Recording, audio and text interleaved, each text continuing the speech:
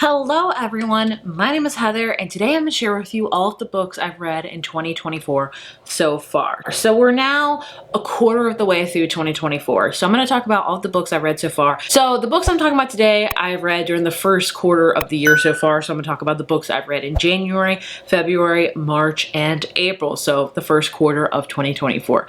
I'm pretty happy. I've read 33 books so far this year. That is pretty good for me. I am happy about that. And I'm very surprised about that because, as you guys know, my reading year did not start off good. There was a lot of family stuff with health in my life, with my in-laws and things like that.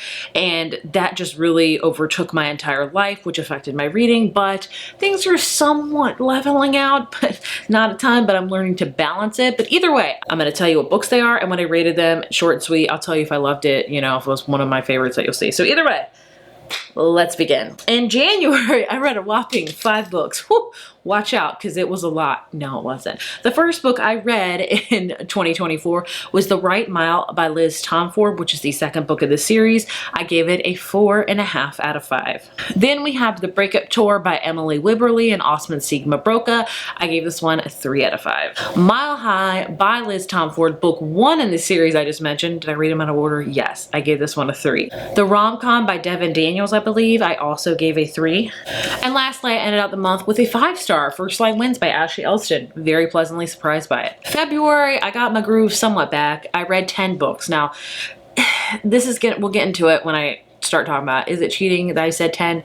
Probably. But either way, I read Fangirl Down by Tessa Bailey, which I gave a 3 out of 5. Bride by Allie Hazelwood, which I gave a 5 out of 5. This will be on my favorite books of the year. Look out for it. The Catch by Amy Lee, which I gave 3.5 out of 5. First Spite by Olivia Dade, which I gave a 3. Heartless Hunter by Kristen Cicilleri, hopefully I said that right.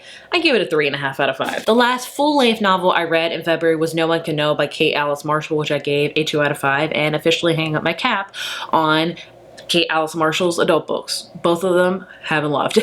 And then it gets kind of cheating from here because I read 4 books in the Improbable Meet Cute collection, which was a short story collection that Amazon came out with near Valentine's Day, and there was, I think, 6 or 7 in that. I read 4. Goodreads counts them each individually, so that's why I added them up to 10 altogether this month. Whether you think that's cheating or not is totally up to you. It probably does not count, but you know what? I read them. First up was Rosing the Dreamboat by Sally Thorne. 5 out of 5. Loved it. And I don't really, none of these are going to be my favorites for the year because they're short stories, but I still liked most of them.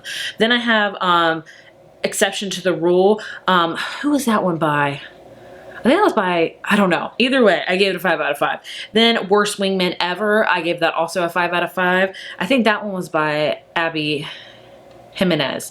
And then With Any Luck, that was by Ashley Poston. I gave that one a 4 out of 5. So is that cheating? Probably, but you know what? We're just gonna move on. Moving into March, I read 9 books, 9 full-length novels. First up, I read Love Theoretically by Allie Hazelwood, 4 out of 5. Practice Makes Perfect by Sarah Adams, 5 out of 5. Love this. One of my favorites. Then I read a nonfiction book, Get Your Life Back by John Eldridge. I do still have it. It's in my garage, but either way, I loved it. Done and Dusted by Lila Sage. I gave a 3.5 out of 5. Heartless by Elsie Silver. This is the second book in the Chestnut Spring series. I gave a 4 out of 5. If You Hate Me by Helena Hunting. 2 out of 5. Just loathed it. My Lucky Charm by Courtney Walsh, a 3.5 out of 5. Happily Ever After by Lynn Painter, I gave it 3 out of 5. And lastly, for the month of March, I read A Fate Inked in Blood by Daniel L. Johnson, which I gave a 3 out of 5. Lastly, we're ending the months with April, which I also read 9 books. And I have to say, April was the best reading month so far this year. I loved it. I did start off with a couple of duds. That is First Down by Grace Riley. I gave a 3. It was okay. Then I have Caught Up by Liz Tomford, the third book in the Windy City series. I gave it a 3.5 out of 5. I read The Art of Catching Feelings by Alicia Thompson, which I gave a 4. And then I read Home Run Proposal by Maren Morris, I forget. I gave that one like a 2.5. Oh, okay. Then I read Just for the Summer by Abby Jimenez. I gave this one 5 out of 5. This might be my favorite book of the year so far. I loved it. Then I also read Funny Story by Emily Henry. 5 out of 5. Loved it. Then The Rule Book by Sarah Adams. This is the second book in the Cheat Sheet series. 4.5 out of 5. Really enjoyed it. And the last book I read in April was Powerless by Elsie Silver, the third book in her Chestnut Springs series. I gave it a 3 out of 5. I didn't love it as much. It was okay. So there you have all the books I read so far in 2024. 33, not too shabby. If we're going to take it less, like, you know, if we take off like 4 of them, it's like 20 something. But either way, I think I'm pretty happy with it. I think I'm doing decent so far. And so if I read 30 for the next quarter and then 30 after that, like, that's going to be close to 100. And I'm happy about that. I think it'll be great. But either way, it's not about the quantity, my friends. It's about the quality. And a lot of these books I mentioned, I did not love. Sometimes you just read duds, and I never go into a book thinking it's gonna be a dud. I hope it's gonna be an amazing book, you know? But sometimes you read books that are just amazing. And I've read a fair few of them already. Like, if I had to, if we're gonna break this down into like favorites versus non-favorites for the year so far, I mean, favorites for sure, standing out top of the pack are both Funny Story and Just for the Summer, but also Bride is up there for me, and also Practice Makes Perfect. Like, these are like my 4 favorite of the year so far, I would have to say. Like, I loved these. My least favorites, hands down, If You Hate Me by Helena Hunting. Oh my gosh, I read that book strictly because I was like, I wanted a brother's best friend romance because I did a video about that. And I had read one other Helena Hunting book before and really enjoyed it.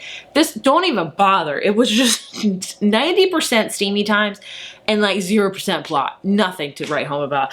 Also, No One Can Know by Kay Alice Marshall. Like I said, it's the second adult thriller book I've read by her, and nothing happens. When the big reveal happens, I was like, who cares?